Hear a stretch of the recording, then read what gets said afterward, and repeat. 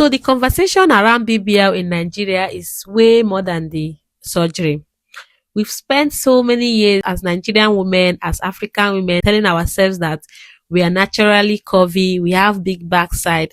And the problem now is that we have normalized it as a standard. The truth is, no matter where you are from, whether you are African, you are Asian, you are European, women come in different shapes, they come in different sizes. So because we are the ones who have told ourselves this thing, we are the one who are now under pressure to look that way that we think we are supposed to look. That is the major problem with BBL. You know what's interesting with Nigeria is that we have a very high influence, whether we agree or not. Nigeria as a country has a huge influence around the world and especially around other African women. And it is mostly because of our population, and we are generally like more influential, a bit louder than others. Any trend that starts in Nigeria eventually spread to other African countries.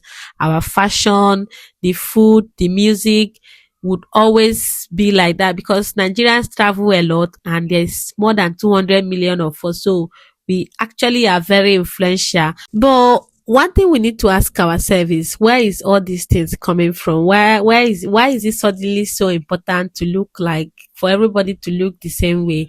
If you watch on podcasts, women who have done BBL, a lot of women will say they've done it to improve their confidence. Some women, they've done it because they are celebrities and they are influencers. They feel like it is going to help them in their career. Some people also just like to jump on trends, whether they like it or not, whether it is beneficial for them, they just jump on trends. Why did you choose to go do a Brazilian butt lift, popularly known as a BBL? What was the significance for you? Already.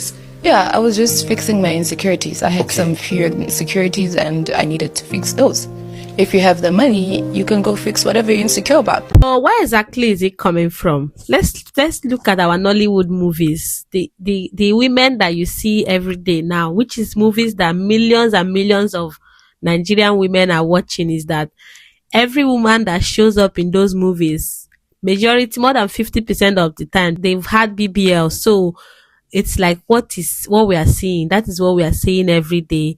The women who have done BBL, they are more likely to get millions of followers on social media. They don't even have to do much.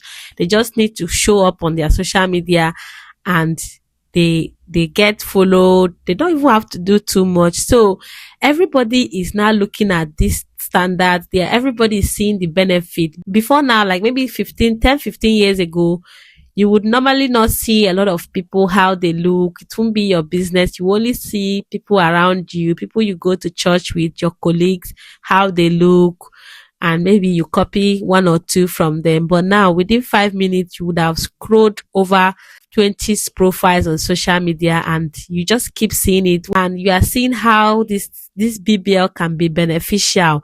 And one thing with us Nigerians is that we like to copy. I don't even know. Like, we like to copy, like Nigerian culture, Nigerians as a people. Somehow, I don't know how we ended up like that, but once something is trending, we just drop whatever it is that we are doing. We hop onto the next thing. That is why if you go on TikTok these days, like everybody's wearing the same kind of hair, dressing the same kind of ways. Like, oh, we don't have a sense of,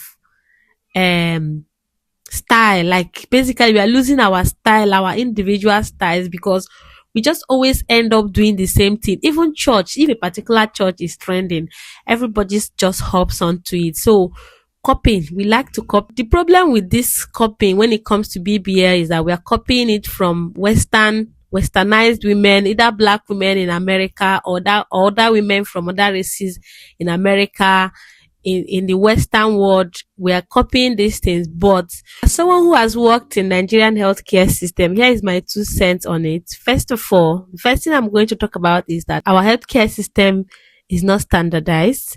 I know this is privately done, but when it comes to quackery in Nigeria, it is very unregulated. Some people can just go ahead and open a hospital. The people who are coming to supervise them will just not do a good job at it.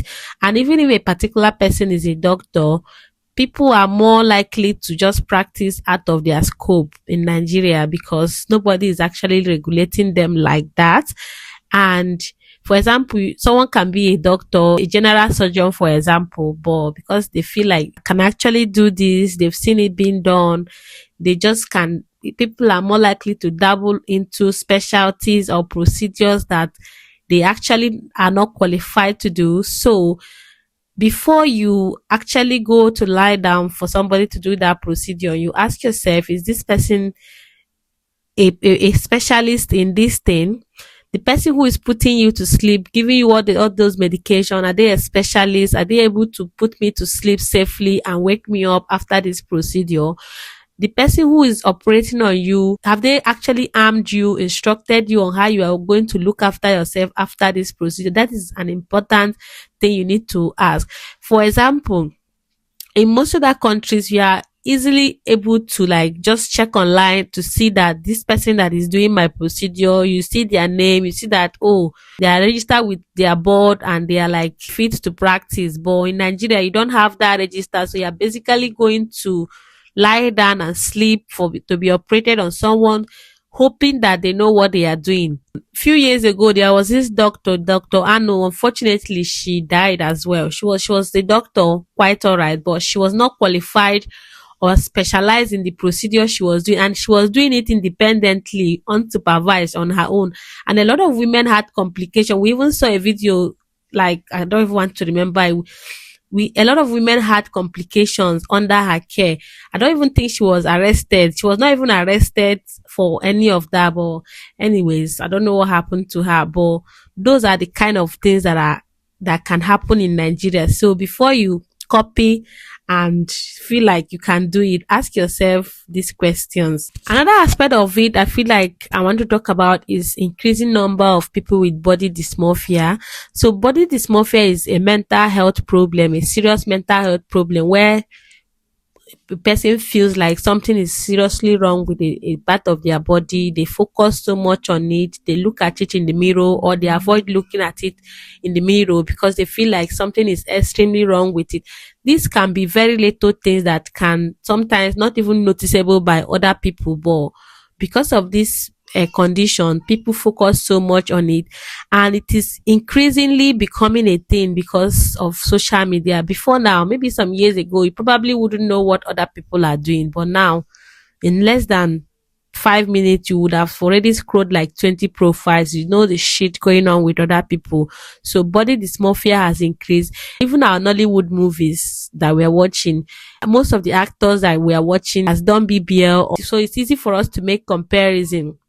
It's like no matter what role they are doing, whether they are selling akara, whether they are selling pure water, they have BBL with it. So basically, before you get your first procedure, ask yourself why. The why is very important. If you feel like you have this condition, chances are that you are going to get the first procedure, we've get the second one. We've had cases where people are getting 1, 2, 3 the same procedure, BBL. They just have this constant need that they need to improve on it. And it is even getting worse because somebody has told us that we are supposed to be curvy. No, every woman comes in different shape, in different sizes. So we're not supposed to be curvy. Although I believe that every woman has the right to change things in their body that they don't feel okay. But I want us to get this idea of black women being curvy out of the picture so that we don't put certain pressure on ourselves. Let's also talk about the role men are playing in this BBL pandemic happening in Nigeria. See, a lot of men actually objectify women's bodies, and I feel like even men from other races are increasingly doing the same thing to black African women. So they objectify women, they celebrate a particular set of women that look in a certain way, and they openly also talk about women who do not look in a certain way. Just last night when I was walking to my friend's house, I experienced it where I experienced it every single day. I can't sit on a bench with some random guy come and sit next to me commenting on my hair or my skin color or the way I look or ask me where I'm from. I experience it at work. I experience it when I walk down the street. I experience it at school. I experience it all the time. I experience it when I go out with friends and they just bring up the color of my skin or my hair or something, and it's weird and it's weird, and they compare you to other women, and it's odd because in that moment you're being put in a box and stripped down because they're not really seeing you. They're just seeing the version of you that exists in their head, their fantasies, their stereotypes, and that kind of attention, it is not flattering, it is violating. And what makes it even worse is like the assumptions that come with it, like your body, your clothes, your values, your sexuality. It is all invasive. And these men are always so entitled. They feel so comfortable to talk to you and look at you and objectify you in that way. Do you actually think a lot of women get BBL because of men? For me personally, I think that this answer is going to be different from for everybody. A lot of women do not actually get BBL for men. Some people will actually do BBL to attract certain kind of men, but I believe like a lot of women do not. But what do you think? I don't really know. One thing I also wonder is, are we really having enough discussion on nutrition? Like, I feel like a lot of us do not eat healthy, and that is not because we don't want to. We just have not learned to. We have not been taught how to eat healthy, and a lot of our activities have become mostly sedentary. Some years, 50, 60 years ago, jobs and activities were mostly outdoor and very active. A lot of us live a sedentary lifestyle, and we have not been taught to actually adjust our diets to that. Also, I don't think there are enough discussion around exercise, nutrition, and fitness based generally. It's like there's more discussion on BBL than there is for actual fitness, nutrition, and healthy living in Nigeria. It's like when somebody is not happy with their body, there is a quick fix for them, which is which is the surgeries.